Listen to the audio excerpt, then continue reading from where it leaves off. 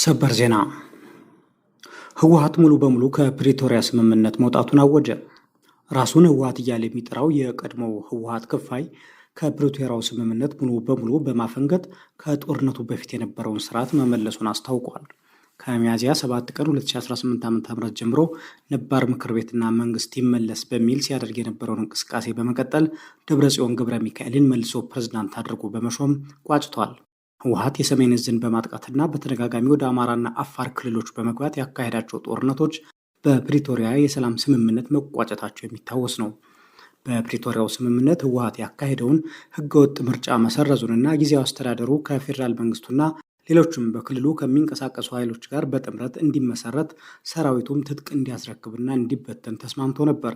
ይሁን እንጂ ህወሓት ጦሩን በመበተን ፋንታ እያሰለጠንና እያደራጀ የፌዴራል መንግስቱንና ተቋማቱን እውቅናም ችላ በማለት ከኢትዮጵያ ጠላቶች ጋር ጭምር እየመከረና ጥምዶ እያለ ጥምረት እየመሰረተ የምርጫ ቦርድን ህግና አሰራር ባለመቀበል እስከ መሰረዝ በመድረስ ሲከሰስ ነበር። ፓርቲው ዛሬ ደግሞ በይፋ የፕሪቶሪያውን ስምምነት ጥሶ ለሌላ ጦርነት ቆርጦ እንደተነሳ በሚያመላክት መልኩ ሰርዣዋለሁ ባለው ምርጫ የተመረጡ ሰዎችን ወደ ስልጣን ማምጣቱን አስታውቋል። በዚህም መሰረት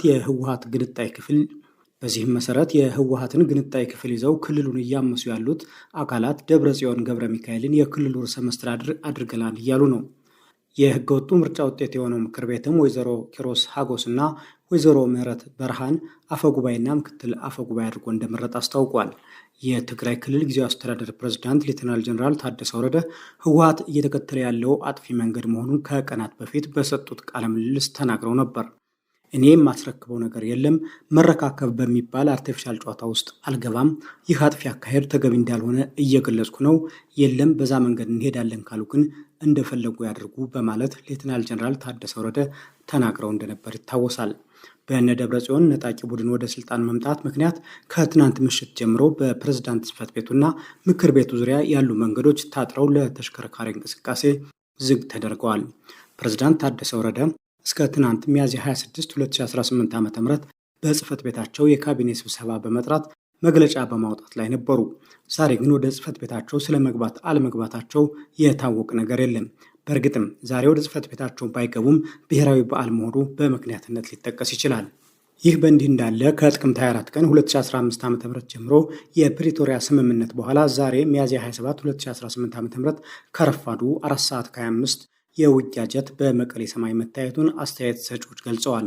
በሌላ በኩል ደግሞ ይህ መረጃ እስከተጠናከረበት ጊዜ ድረስ መደበኛው የመንገደኞች ማመላለሻ አውሮፕላን በረራውን ቀጥሏል። የፌዴራል መንግስት ህወሓት ነባር ምክር ቤትና መንግስት ይመለስ በሚል በጠራው ጉባኤ ደብረጽዮን ገብረ ሚካኤል መልሶ ፕሬዝዳንት ማድረጉን አስመልክቶ የሰጠው ምንም አይነት መግለጫ የለም። የፕሪቶሪያውን ስምምነት ያፈራረመው የአፍሪካ ህብረትም ዝምታ ላይ ነው። ህወሓት ከ50 ዓመታት በላይ ኢትዮጵያን በተለይም የትግራይ እናቶችን የሰቆቃ ኑሮ እንዲመሩ ያደረገ ነገር ግን በስማቸው የሚነግድ የአቦይ ስብሃት የቤተሰብ ድርጅት እንደሆነ በርካታ የትግራይ ተወላጆች ይናገራሉ። ድርጅቱ ግን የክልሉ ህዝብ ብቸኛ ጠበቃ ነኝ በማለት አሁንም ልጆቻቸውን እየገበራችሁልኝ ቀጥሎ ያለ ይመስላል።